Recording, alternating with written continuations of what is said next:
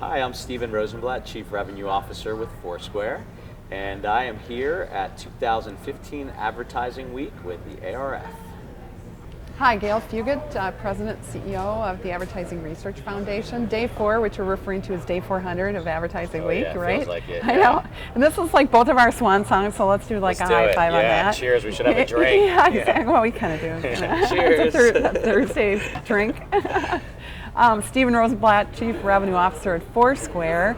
You were like the very first, in my mind, in geolocational targeting, and now everybody's talking about mobile. You're probably going like, "Hello, this is not new." Yeah.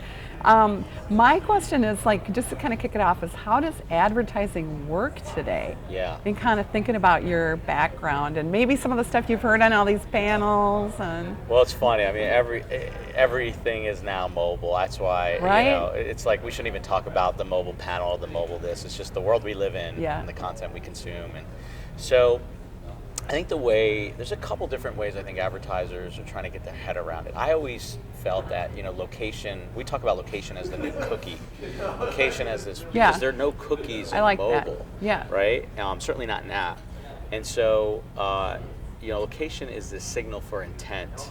And so there's a number of different ways we work with marketers to help understand. One is if someone is nearby my store or my restaurant, I'm Olive Garden, and I want to reach a consumer who's nearby that's relevant because either they've expressed interest in Olive Garden in the past, they've been to other similar restaurants or places, but the concept of nearby shows something that's contextually relevant. Yeah. Walk in. There's other advertisers that want to do things based on when someone is actually in a location. So we're at a bar here, I'm Heineken, I want to serve up my ad at the bar. I'm American Express or MasterCard, I want to make sure that my brand is top of mind when someone is making a That's transaction. like share a voice kind of, right? Totally share Once it. you're in that. Real, and those are like what I call like really down the funnel. Yep. And limited in scale. But the big thing that I see happening, Gail, is really around I kind of look at, I've been doing digital 17 years, and we've spent the last 20 years trying to understand the websites, cooking users on the websites, understanding the content, cooking them, and then driving them to a destination to transact or to engage. No one's done it in the physical world. 93% of commerce still happens in the physical world. Yeah, good point. So I think what's going to happen in the next 10, 15 years is the same concept of understanding where people go in the real world, building audience profiles based on the places you physically go, not on the web, physically go, and then at scale reaching consumers based on where they go, and then tying attribution to figure out what works. So that's what we're doing today with a product called Pinpoint, and awesome. It's really interesting stuff. Yeah. So your background, you were at Apple, right? Apple iAd, and have had this, really interesting. You were early in this whole tech arena. How have skills changed? The skills needed to be successful. Is it a mindset change, or is it actually the skills? How do you view that, and even with your employees? And I have the scars to prove that it's for sure. It's I call it the bleeding edge. For sure, yeah. And I remember when I went to a company called Quattro Wireless that we ultimately sold to Apple in January 2008. People said, "You're going to mobile? Yeah. Who uses mobile devices? Like, really?" Yeah. So I think it's a combination of both. I think there's no question the skills are very different. You need to be, you kind of have to understand math and science as well as kind of have that creative part of the brain. You got to understand data. Right. Back then, when I started in this business, it was really an audience based, understand. It was, demographic and an audience. I think you really now, the skills you need, are very technical skills. You really need to understand the nuances. You need to understand data and consumer experience, because that's what's going to be really important in a mobile world. I spend a lot of time working with the product folks and engineers, and you got to gain credibility with them. Yeah. They have to believe that you're on the same. Super good point. You have to. If you don't, they're not going to do anything for you, and there's going to be a lot of tension and chaos. But when they understand that you're trying to, although sell something and drive revenue, but also you care about experience, right. Then you get so much more out of them. So I think you got to be able to. you got to have both sides of the brain working, but definitely a lot more math and science than ever before. So how do you do that? How do you, or what advice would you give to the next generation in terms of how do you do that? How do you get those data skills? How do you get that? Is it school of hard knocks? You just get in there and immerse yourself, or? I think the younger people we're hiring, the kind of early part millennials, they've grown up on this. They're used to, they're running pivot tables in Excel. Yeah. Like, Okay. I used to hire account managers that were just really good at servicing clients. Yeah. I didn't even ask if they knew how to do Excel. Now, Yeah. we don't hire account managers unless they know how to run pivot tables and really understand how to take lots of rows of data and make sense of it. Frankly, I can't even do pivot table. Yeah. You're talking about it. You're talking a really good game here. I know it, but I can't necessarily do that. It pivots. Yeah, I know the data. The numbers shift. So I think it's definitely a generational thing. I think the younger generation, kids coming out of college, into their mid-20s, they've learned it. That's what they've grown up in school. Yeah. I think it's some of the old. I think. Call it I call it the dividing line. I don't know. Whatever the Mississippi River. The demarcation line where those skills weren't taught growing up, and so I think you either are forcing yourself to learn it, and you're getting yourself in an environment, or you're kind of like rejecting it. And I think that's where you're gonna have a tough time if you haven't embraced it and you've kind of put it off, and now all of a sudden you wake up and you're like, I need to know these things. Yes. Then you're gonna have a tough time. Yes. So, and I've done a bunch of these interviews, but I haven't gotten into this. I just think it's really interesting. Like the question that's really top of mind now is, okay, so the other skill you're going to have is like you understand things that your boss doesn't understand and they don't know how to do, right? Yeah. Oh yeah. And so that takes a whole different set of skills, right? In terms of, I don't know, maybe patience. Being able to teach someone something without being condescending because they're still your boss. Totally. Helping create change management within an organization. Like how have you accommodated yourselves? You've been consistently at Foursquare at the leading edge of taking these new technologies and applying user experiences in a relevant way to them. How have you done that within with the people? I think I've always at least the style, and I've been in tech and digital, so I've always taken this approach of really fostering a bottoms-up kind of mentality. It's got to be collaborative. Yeah, good point. If you can, there's so many great ideas coming from the bottom, and I try and facilitate a culture where no one's scared to come to me and challenge me, right? Yeah. Or bring an idea to the table.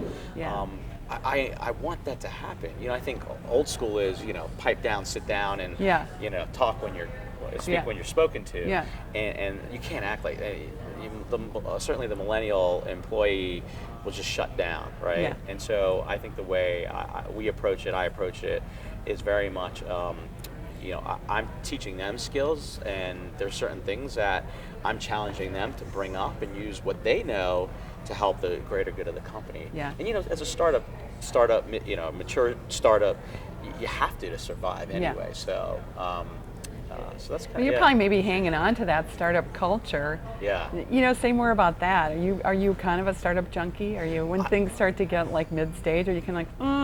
Well, I love building things. I think when we built Quattro and then we launched IAD, it was a lot of fun.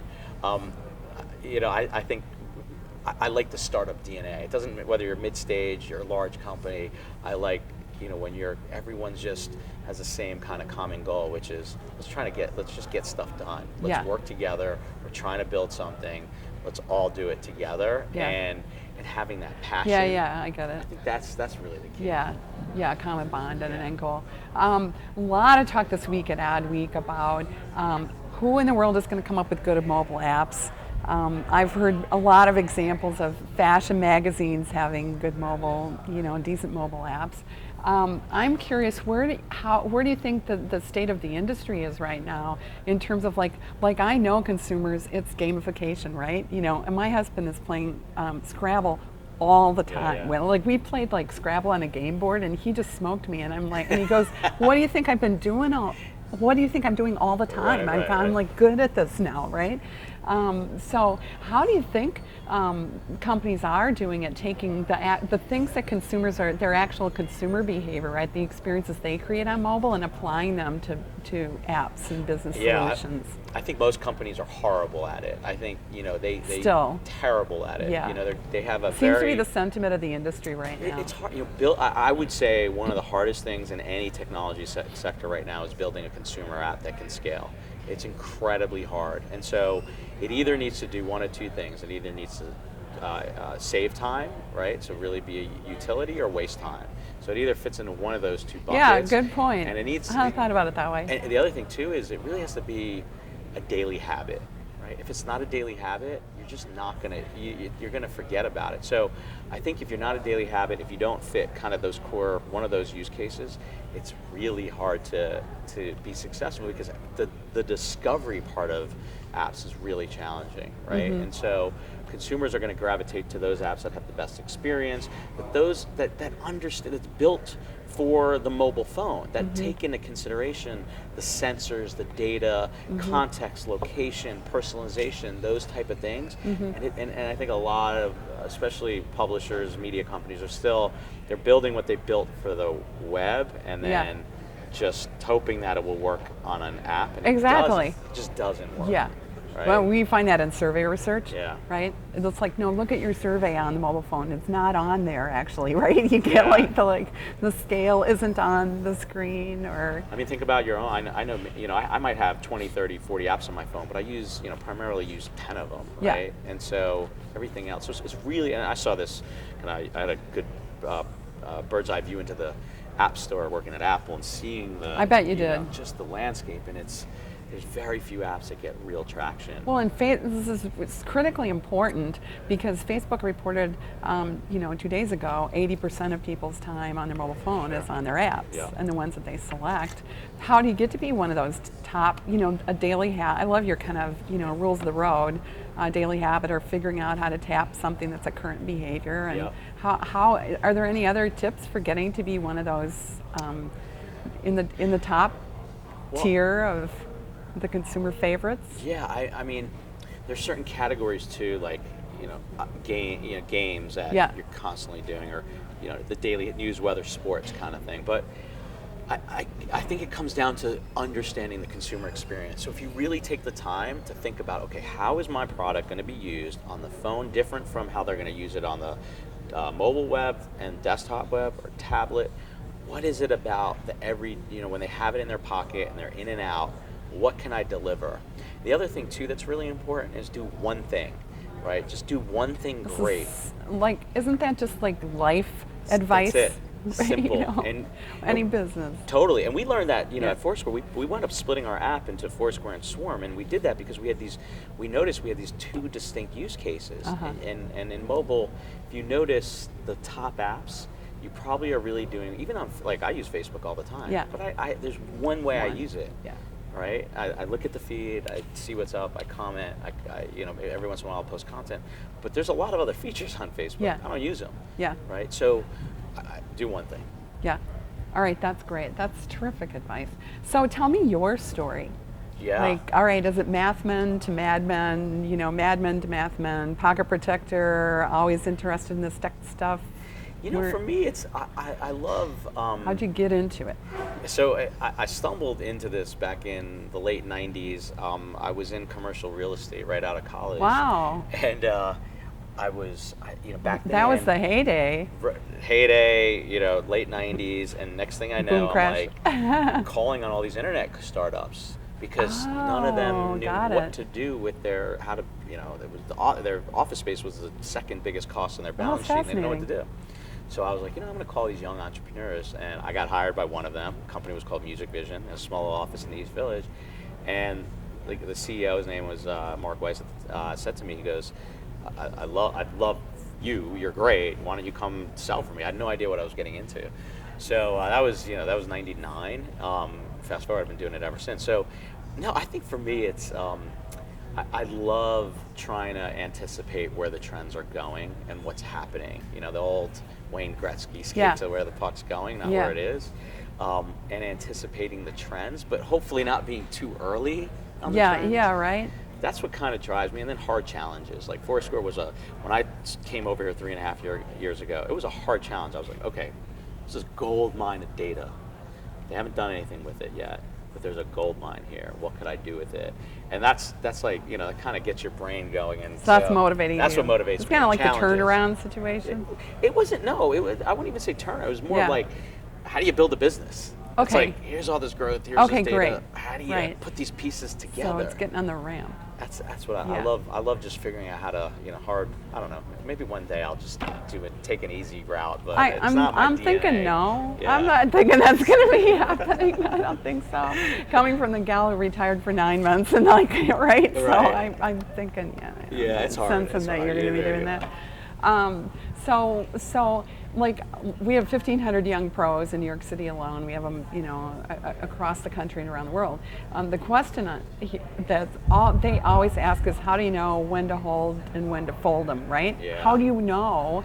Do I stay in my job? Do I leave? What if I have a bad boss? What if my boss doesn't like me? How do you do? What was your kind of navigator? It sounds like you know yourself really well. And not afraid to take risks, but like the next generation they're dying for the answer to this question. And we popped up this. I'll take one more minute here, but we popped up this these leadership labs this summer in New York City. Okay, I didn't understand. I'm from the Midwest. New York City people are not they're not coming to work at 7:30 in the morning, right? So we popped up these leadership breakfasts. They started at 7:30 in the morning, and we had a full room every Thursday morning because people they're dying. They want to learn, right? And they want to hear from people like you. So, what advice would you give them? I always tell people is kind of life is a game of chess, not checkers. I think so many people are so quick to Fits the move. Wayne Gretzky thing too, right? They want to. It's like I tell people have patience, but be in an area that's high growth. So for me, when I went, I could have back in when the .com crash happened, it would have been very easy to go to print or TV and just get out. But I was patient. I said, how did you handle that? It was a mess. It was tough. And you're talking about real estate. I mean, I remember literally they were putting like office furniture out on the street because you couldn't pay people to take it. Totally. It was. I remember I was like, should I go get my MBA now? Should I go? And it was more of like, you know what? You know in your gut. You can see what's happening. Yeah. This internet thing's about to explode. It may not be there. We're going to take a little step back, but be patient. And I think I was patient, got the, but put myself in a position where I knew, again, there was an industry that was growing tremendously. So what I try and tell people are, number one, make sure you're always learning. Number two, be in an environment where there's high growth and high potential, and whatever skills you're learning now are going to help you tremendously in the future. But also you got to sometimes be a little bit patient. Yeah. And you got to let things just play out and not just jump because we all know, right? Next thing you know, 20 years go by and you see those resumes where they're lost. People get lost. Oh my goodness, I see them all the time now. Right? And you feel bad. Okay, wait a minute, and I'm like counting the months in jobs right now. Right, you do. Years. You feel bad, and then they're lost, and then they're trying to get into it. So be patient, but be in the right, sectors that you just know are going to grow. So did you have you're like, that's very interesting. Like some people talk about having a safety, right? I mean, you have a finance background. I mean, a lot of people are like, well, I know I can always go back to that, right? That's like my safety. But it's like your safety is the future. That's it. It's There's such no an such interesting way of safe, thinking right? about Nothing's it. safe. You can work at a big company, next thing you know, they're laying people off. You work at a startup, it collapses. There's no such thing as safe. The best way to protect yourself on the downside is prepare for the future. And I think if you learn those skills for the future, there's always going to be opportunities. So I think taking the conservative approach and sitting, again, time goes by, you miss some skills, something happens that's out of your control, and then you're like, what do I do? Versus going in the offensive and being prepared and learning skills and being in the right area, then it doesn't matter. So what? One thing goes under, there's tons of other jobs because everyone's dying for those skills. Yeah. I'm thinking that hard work fits in somehow. No doubt about it. I'm a workaholic, and got two people always wonder, how do you do it? You have two kids, you're always running around. I think but you seem happy. How do you do it? Because I love what I do, right? If you love what you do, work isn't a job. It's just part of your life. And so, and you just got to figure out the balance. So I go home, I put my kids to bed, hang out with my wife. She's watching TV, and I'm doing work, because it's not work. It's fun. It's the future. Yeah, So. I love that. I mean, I heard somebody, they had the best answer to this, because I couldn't stand. I'm like, I was the only woman for so many years, so you always get the work-life trade-off question, right? Yeah. And it's like, someone said, and I love this answer, it's not a trade-off, it's life. Yeah. You're just living life. That's it. You're not like between like separating it out in those separate pieces. You're making choices. Yeah, and listen, not everyone has that opportunity, and it's hard because you may not have the financial means to take that risk. But again, I think if you can, and I think in the long run it pays out. You might have some hard years, you might have to sacrifice, but if you put yourself in that position, you will wind up, again, 5-10 years out, I think, in chances are in a much better spot. Did you make decisions that went against what would have gotten you more money at the time? Oh, I've taken, I remember I had a great job at Dennis Publishing. I was running the digital business for Maxim. We had just gotten acquired. My wife was 6 months pregnant, and I was like, I got to do this startup. I got to do this mobile startup. I believe this is where the world's going. I was getting recruited from a couple different companies, and I literally took half the salary in cash. I was like, it was it was equity and cash, and it's like, but your wife's 6 months pregnant. You're having a kid, and how can you? It's like, you got to take it. Take the risk. Do it. Compel. Fortunately, it paid off, and we sold it to Apple 2 years later, and so that risk paid off. That doesn't always pay off, but so I think that was one where it was like, really, you're gonna leave this? But there's, it's not always going up. Sometimes you got to take a step back, and it could be to learn new skills. It could be in cash, because now you're working in an environment with people that you're going to learn from, or they're successful, and if you ride their coattails, you'll always have a great opportunity. So you gotta, people don't think big picture. They get too myopic, and I think that's a problem. Oh, I completely agree with that. But the other thing I'm really resonating with is I think you have the other voices and perspective. And that's something that really resonates for me is you're not letting them really. I mean, you hear them. Yeah. And you're like, good point. Yeah. But you're not letting it like get to you, and like then making your decisions based on what everyone else is saying. And I think there's a level of security and maturity in that's a big life skill. Yeah, I mean, for when I took again, remember January 2008, going into mobile. Right, that was like taking a full hardcore. Like there was no. I think maybe the iPhone had just launched. There was no app store. Right. There was BlackBerry. Yeah, nobody can remember this, right? I'm like 1997. There really wasn't the big internet. Yeah. The www. There wasn't. There was no ads. We had one ad server back then. So I think you kind of just have to then go with your gut and know that again. I always say, like, what's the worst thing that can happen? The worst thing that can happen is a company goes under, but now I'm one of the first guys in mobile with this, like, with all these new skills that others are gonna need. Yeah, it's your growth insulator. I like that. I'm gonna coin that for you. I like it. You're branded. You're branded now. There we go. There you see. Ad Week. That's why you're here. That's right. At least that's great. I like that.